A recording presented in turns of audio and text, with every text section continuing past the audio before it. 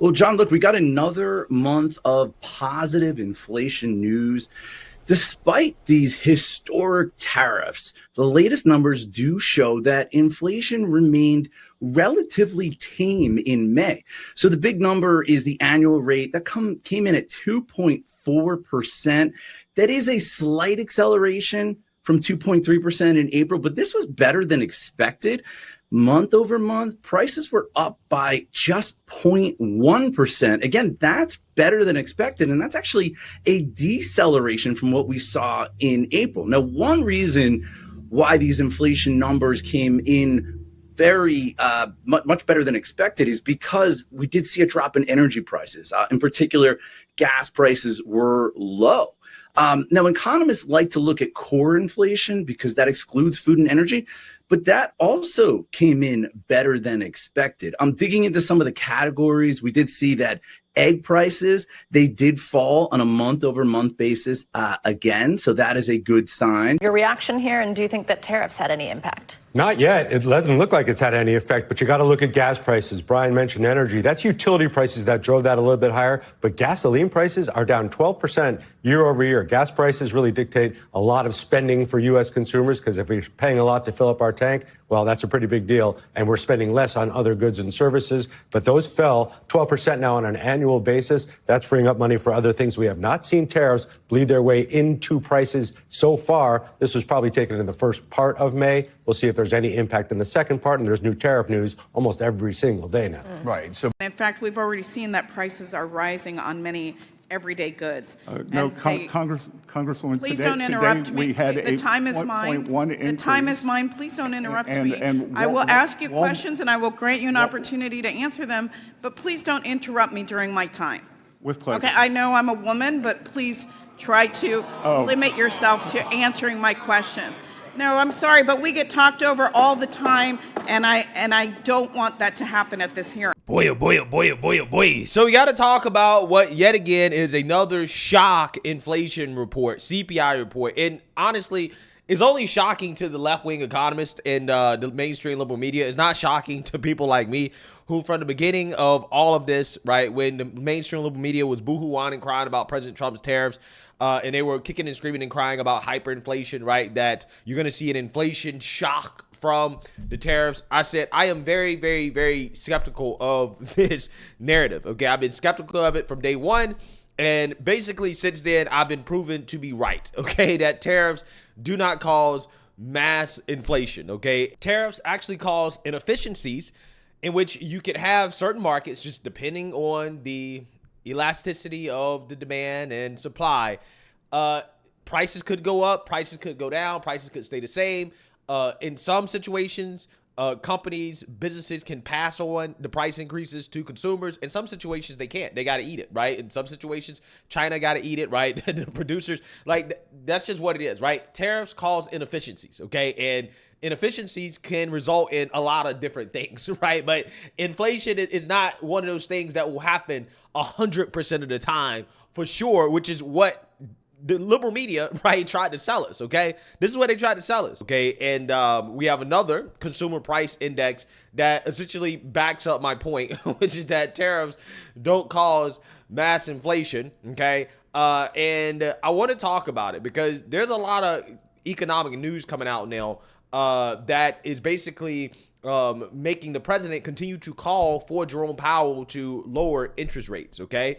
And also on top of that, the president has come to a trade agreement in regards to a trade framework with China. I want to talk about that as well, too, because all of this, I mean, overall is good news, okay, especially compared to how just a couple months ago, back in April and in late March, how we were told that it's going to be doom and gloom, right? That the economy is on the verge of collapse and that President Trump is going to drive us into a recession, right? We're going to get hyperinflation, and none of these things actually happen. So without further ado, let's go ahead and talk about this latest CPI report, which overall, bottom line, came in below expectations, okay, in the sense that inflation did not increase as much as the economists had predicted, but there still was a very kind of modest increase. However, what we're seeing is that inflation is starting to stabilize around like 2.3, 2.4%, right? Which is close to the Fed target of 2%. So without further ado, let's go ahead and get into this. Get the numbers, Rick.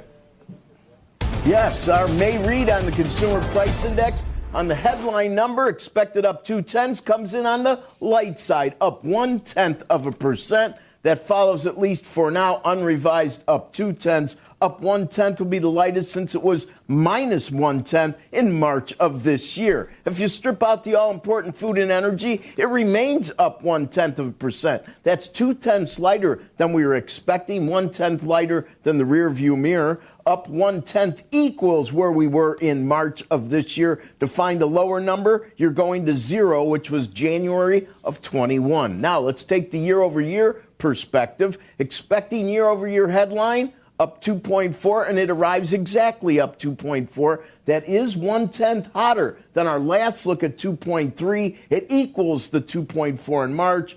2.8 was February. That's the higher number we're comping to. Finally, if we go year-over-year core ex-food and energy, it's up 2.8, 0.1 lighter than we were expecting, equals where we were last month. 2.8 actually now is third consecutive month in a row. If you want a smaller number than that, you're going all the way back to March of 21 when it was up 1.6. Now, I always like to look at the indices. These indices go back quite a ways. If you look at CPI headline index, it goes back to 1913, and the number today, 321.465, might not mean anything to viewers intrinsically, but it is the highest level on this index ever, going back to 1913. That should mean something. And if we strip out the all-important food and energy, it comes in at 326.854. Once again, this number started out in 1957 on the core. It's never been higher. We see that the pre-opening equities, well, they have improved rather markedly. We now see green, and interest rates have dropped dramatically. We're hovering just a whisker under 4.5% in the 10-year. We're now at 4.44%. So definitely the cooler than expected monthly numbers, once again, are going to create that wonderful weekend armchair quarterback scenario of trying to look at the outlying months over the next 3 and 6 months and trying to discover what they may be using the current monthly estimates. Now, I'm not saying that's a bad thing to do, and inflation certainly looks like it is cooling a bit, but as the year-over-year numbers do tell us, Joe and the gang, we're still a little bit on the high side with a 2% target. I'm interested to see if anybody at CNBC today talks about the notion that the Bureau of Labor Statistics isn't doing an adequate job of polling for CPI due to freezing of hiring or maybe even cutbacks due to the current administration. My one question would be, what was their enrollment and what was their rank in staff prior to COVID? Let's see what the comparison is. Joe, back to you. Yeah. So basically what he's saying is that, hey, is at the point now where there's so much cope over the fact that we did not get the hyperinflation that was predicted from the tariffs, that there may be conversations about the Trump administration cooking the books, right? Cooking the books when it comes to the inflation numbers, right? Because, again, the economists look really silly right now, considering how none of the things that they predicted actually came true. Now, I mean, here's the thing. Do I really believe the government numbers, whether they be the Biden administration or the Trump administration? Not really, okay? Because I believe that the real rate of inflation really is the rate at which the money supply expands, which on average is about 7 to 8% per year, right, historically. So I think that's the real rate of inflation in terms of what the government calculates and other entities calculate in terms of real-time inflation. This is what we get. Now, again, I can have a much deeper conversation about all that because, in my opinion, I think that our monetary system has been screwed since we came off of Bretton Woods, right? I don't think we ever should have came off the gold standard. And I think ultimately at the end of the day, inflation being a way of life really is something that you get in a Keynesian economic system, which is essentially what a vast majority of our politicians and the economists that essentially, run the country, this is what they believe in, right? They believe that, hey, you have to have some inflation. Some inflation is good. But, you know, I'm not necessarily of that belief that that has to be a way of life. Again, particularly when you have a strict monetary standard, again, like the gold standard, right? If we were still on the gold standard, then, you know, deflation would be a possibility, because deflation is supposed to happen naturally when you have an actual good monetary system. When you have more productivity, right? You have more innovations, more technology, you're supposed to actually get deflation. Prices are supposed to come down. Things are supposed to get cheaper, but that's not what's happening, right? And I'm literally just outlining this because some people are going to ask, well, why aren't prices coming down? Why aren't we getting deflation? Well, again, in our current economic system, if you start to get deflation, that means that we would have to significantly cut back on spending, right? I'm talking about cutting trillions, okay, of dollars, okay, and that could push it. Actually, it will, right? There's no doubt in my mind. It would actually push the economy into a deep recession. And, you know, I'm not saying that it doesn't need to happen, right? But the politicians are not going to let it happen, right? They're not going to let it happen. The Fed is not going to let it happen because politicians have to get reelected. So people have to deal with 2% inflation, basically, right? That's just what it is. As long as, again, we have the current monetary system that we have, okay? So, yes, a lot of people say, well, prices are still increasing. And, you know, that's an issue. It is an issue. But what people need to pay attention to is the real rate of wage increases, right? Are wages outpacing inflation? That is what people have to really pay attention to. Because, again, since we're not on a strict monetary standard, okay, this is, again, just the way of life, right? Unless, again, politicians choose to significantly cut back on spending, which we know is not going to happen, right? So this is why I would strongly suggest anybody that is really worried about inflation to strongly consider reading more about gold, reading more about Bitcoin, and how saving in those terms could help you essentially outpace inflation, right? So, you know, I'm just saying, you know, there's ways to deal with it. But, you know, as of right now, again, this is kind of where we're at, okay? And I don't think that the money printer is ever going to stop, right? It's not going to really stop, no matter who's in office, to be honest with you. So we got to get into some more news here, right? Which is that President Trump has apparently come to an agreement for a trade framework with China. And they had to come back to the table because apparently China was not living up to their end of the initial agreement. Because China allegedly was withholding rare earth minerals, okay, which is something that we need, okay, and China was withholding them, and that made them come back to the table, and apparently now we have a deal. So let's go ahead and get into this. The United States and China signaling success after 2 days of high-level trade talks in London. Megan Casella joins us right now with more on that front. Megan, we're still trying to figure out exactly what happened, but a positive move at least. A positive step in the right direction. That's absolutely right, Becky. So those talks wrapped just before midnight in London, with officials from both sides saying they had agreed to a framework for moving forward. Each delegation is now briefing their respective presidents on the details, and pending approvals, then we will start to see implementation. And I should add here, guys, that just in the last few moments, President Trump actually posted on Truth Social about this deal. He is saying that the deal with China is done, subject to those final approvals. Full magnets, he says, and any necessary rare earths will be supplied up front by China. Likewise, we will provide to China what was agreed to, including Chinese students using our colleges and universities, which he says has always been good with him. He goes on to say, we are getting a total of 55% tariffs. China is getting 10%. The relationship is excellent. So clearly, President Trump has been briefed now on these talks, and he's confirming what we had been talking about for the past 2 days, that the focus really stayed on China's rare earths, which should now start to flow to the U.S. and on the U.S.'s export restrictions, which should ease up in return. Here's Howard Lutnick talking about the same topic last night to reporters. We do absolutely expect that the topic of rare earth minerals and magnets with respect to the United States of America will be resolved in this framework implementation. That is a fundamental part of that. Also, there were a number of measures the United States of America put on when those rare earths were not coming. You should expect those to come off sort of, as President Trump said, in a balanced way. When they approve the licenses, then you should expect that our export implementation will come down as well. So I'd put it this way, guys, taking everything we just heard, both from the president and from the Commerce Secretary, this is definitely a step in the right direction, but it is a somewhat small one. It roughly puts things back to where they were after Geneva, when the U.S. thought that the rare earths issue was settled. But given that there was no timeline then for China to abide by, the U.S. then felt China was slow walking the deal. Now we are back on track, clearly. Trump saying the relationship is excellent, but we have to wait to see whether there might be a timeline attached this time, and then whether and how quickly the two sides follow through. Guys. Hey, Megan, that answers some questions, but it raises a lot of others. And I'm talking specifically about the president's post on Truth Social. I mean, he said that they're going to allow Chinese students to use colleges.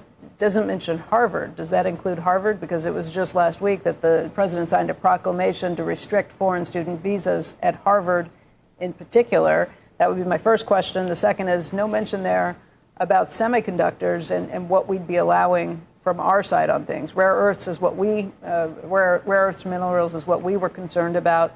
The Chinese have had these implications on the export controls on things like semiconductors. Absolutely. A lot of questions there. A lot for me to take to the White House now this afternoon to try to clarify further in this post, having just read it in the last minute or so. I'll say on the first question, I would imagine that this includes Harvard. Interesting there that the president says it's always been good by him for Chinese students to attend U.S. colleges and universities, obviously given the turmoil of the past couple of weeks. On the semiconductors front and the export controls, what we heard from Howard Lutnick overnight in London went a little bit further than what the president was saying here. And what we've been hearing all week is that we do expect the restrictions of sort of the past 2 weeks now to ease up only once we start to see the rare earths start flowing. So that's things like the export restrictions on jet engines, the ones on the chip software companies as well that we saw impact markets last week. So I would expect that to ease up, conditional on the Chinese following through. So we'll have to see that first. The third question that I would raise, Becky, from this post, the first one that I looked at was when he said we will now have total 55% tariffs against China. It's not immediately clear to me where that's coming from. Previously, the level had been at 30%. So more questions there, more to dig into. But he does say at least that things are moving in the right direction. Yeah. So, I mean, at this point, this is where we're at, right? And you're going to have people come out and say, oh, well, it's not a real trade agreement. It's just a trade framework. Well, yeah, of course. That's how all trade agreements start, right? There's a framework in regards to overall, this is what we want to do, bullet point by bullet point. This is what we want to accomplish. And then they work out the details later, right? Anybody coming out here and claiming, well, it's not a real trade deal. Again, they're just either a hater, right? Or they're ignorant. But clearly what you can see here is that good things are happening. Okay. Good things are happening. Okay. The market is surging off of this. You have the NASDAQ up 0.41%, okay? And then you have the S&P 500 up 0.31%. So obviously the markets like what is coming out of the current administration when you talk about the CPI report and also when you talk about the trade framework agreement with China, okay? And we're almost at the point now where we are almost back to all-time highs.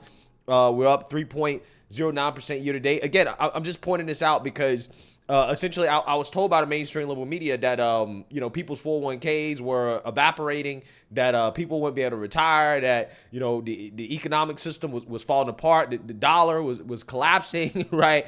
That everything was just going to ish, right? Okay, this is what they told us, right? But clearly that's not the case. Clearly that's not happening. But I will say this: we probably will see somewhat of a weaker dollar due to the fact that if we want to increase exports, which is what President Trump is saying, if we want to manufacture things here in America, then yeah, we're going to need a weaker dollar, right, in order to do that, right? That's just kind of how it goes.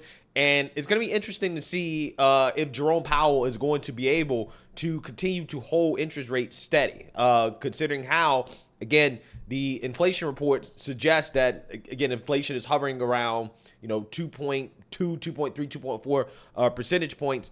Are they going to continue to hold interest rates where they're at?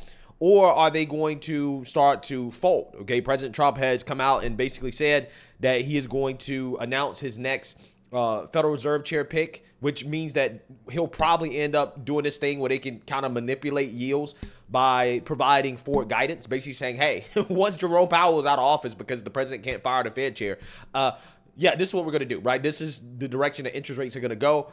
If they start doing that type of forward guidance, we're going to see how that affects the 10-year, right? The yield curve, especially at the back end of it, right? We're going to see. But as of right now, things are starting to stabilize more, okay? Especially compared to that large spike that we saw basically going into Liberation Day, right? What happened was that large increase in interest rates, the 10-year. So now what you're seeing is that it's stabilizing. And I think the president really wants to push this down, especially considering how they're on the verge of passing the supply side stimulus. And you're going to want lower interest rates when you're talking about, again, manufacturing things, when you're talking about building things. And if Jerome Powell refuses to fold, expect President Trump to come out and announce who the next Fed chair will be. And then the next Fed chair basically given what, again, we would call shadow guidance, right? Basically saying that, hey, this is what Jerome Powell is doing, but as soon as we get in office, this is what we're going to do. And again, we're going to see if that is a way for them to kind of drive down the yields on the 10-year in the market going forward. So again, there's a lot of things that still need to be worked out. But as of right now, what President Trump is doing, what you're saying, clearly is not resulting in the economic collapse that the mainstream liberal media had predicted, right? That things are, somewhat moving in the right direction, except spending. But I don't think spending is ever really going to move in the right direction in this country. I just think that the money printer is a way of life, and it's kind of too late to go back. But hey, we'll see. We'll see what happens. Let me know what you guys think. Make sure you like, comment, and subscribe. Most importantly, share a Black conservative perspective. Peace.